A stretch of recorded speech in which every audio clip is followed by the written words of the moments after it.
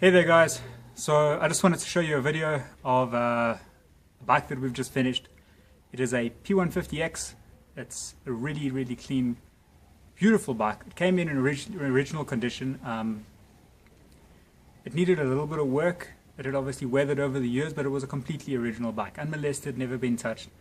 It had the original color on it. It was a numbers matching bike. It was pretty complete, you know. The guy just wanted it to be restored back to sort of what it was like when it came out of the floor, you know what I mean?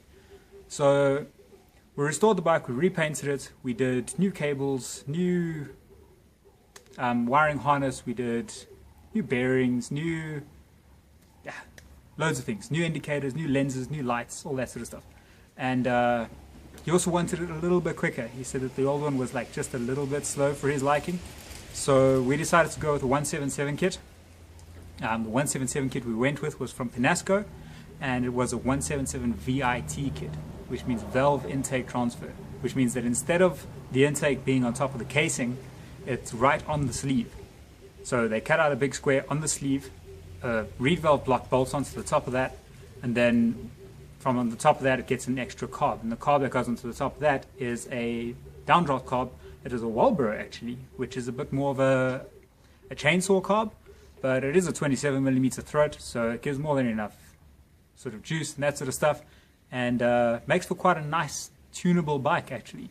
The reed valves are carbon reeds, which make for quite a nice package. The 177 kit is just, it's beautiful. It's a cast iron kit.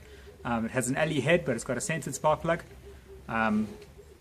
And then we moved the bike over to electronic ignition as well, and the other thing that we did was we put in a different clutch so that it can handle the horsepower, and then we fitted it with a silver tip Pellini exhaust, which is a bit of the cheaper Pellini range, but it's a beautiful exhaust. It works really well, works well with this kit specifically, and delivers really nice mid-range torque.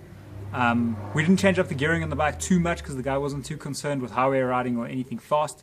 He just wanted a bike that was really peppy and nice and quick through the gears. So we stuck with the 6722 teeth gearing, and it's an absolute monster. First gear, second gear, third gear. It gets to the top of fourth really quickly. It makes for a lot of fun, sort of zipping around through sort of short streets. It's a beautiful bike because it looks standard. If you didn't know any better, you'd think it was just an old little Vespa, and it's really a little bit more than that. But yeah, that's enough for me talking. Let me have a look. I'll show you the bike. You can have a look for yourselves and see what I'm talking about. As you can see, she's quite a pretty looking bike. Excuse the shadow in the photo. It's a little bit late in the day for me to be doing this sort of video. She looks bone standard, I've taken the cover off so you can see the side of the motor. But the rest of the bike is stock. Well, stock looking at least. Stunning bike. Really nice detail. It's still got the original gauge in it. He was quite happy to keep that. He wanted something that was still, from the old bike. So he kept the gauge and he kept the mirrors. And other than that, pretty much everything else is new. But let's really quickly move over to the motor. I'm sure that's the piece that you guys want to see. See if I can do this without getting a shadow in. So there's the Walbro carb. As you can see, it fits on there quite nicely. The reed block sits down the bottom over there, and that's the blank-off plate. The camera will focus. That's the blank-off plate that covers on where your old carb used to go.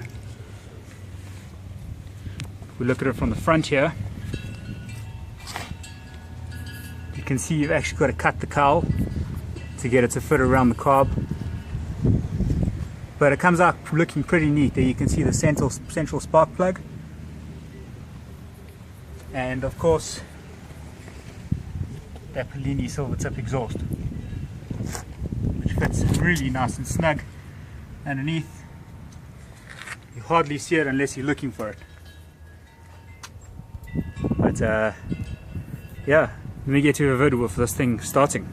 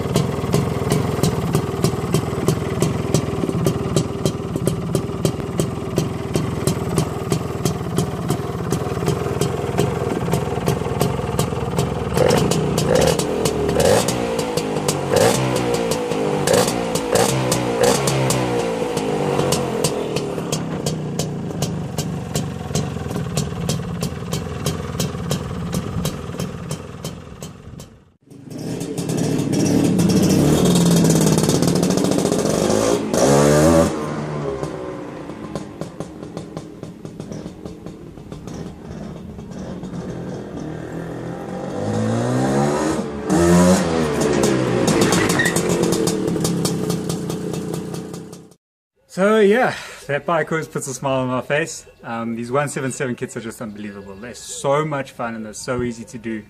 Considering they're just top end, you know, they don't have crankshaft, they don't have anything special to them. And you can really get away with a budget kit that makes a good amount of power.